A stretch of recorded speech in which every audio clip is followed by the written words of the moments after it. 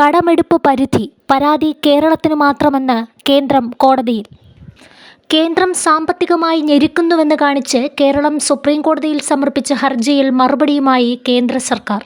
സാമ്പത്തിക ഞെരുക്കത്തിന് കാരണം കേരളത്തിൻ്റെ കുഴപ്പമാണെന്ന് കേന്ദ്രം ചൂണ്ടിക്കാട്ടി.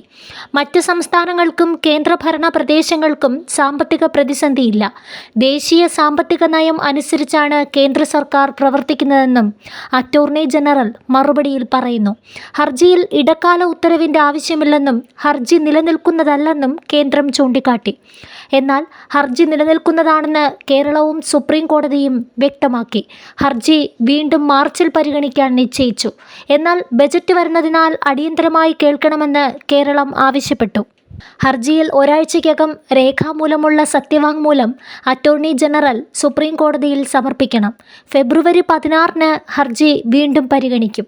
കേന്ദ്രം കേരളത്തെ സാമ്പത്തികമായി ഞെരുക്കുന്നുവെന്നും ശമ്പളം നൽകാൻ പോലും കഴിയുന്ന അവസ്ഥയല്ലെന്നും ഹർജി അടിയന്തരമായി കേൾക്കണമെന്നും കേരളത്തിന് വേണ്ടി ഹാജരായ മുതിർന്ന അഭിഭാഷകൻ കപിൽ സിബൽ ആവശ്യപ്പെട്ടു.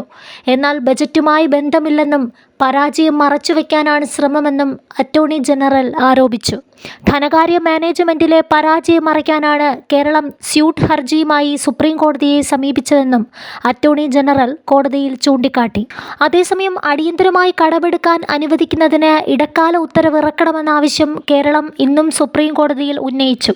സാമ്പത്തിക വർഷം അവസാനിക്കുന്ന മാർച്ച് 31-നകം പ്രൊവിഡന്റ് ഫണ്ടിലേക്കുൾപ്പെടെ പണം അടയ്ക്കേണ്ടതുണ്ട്.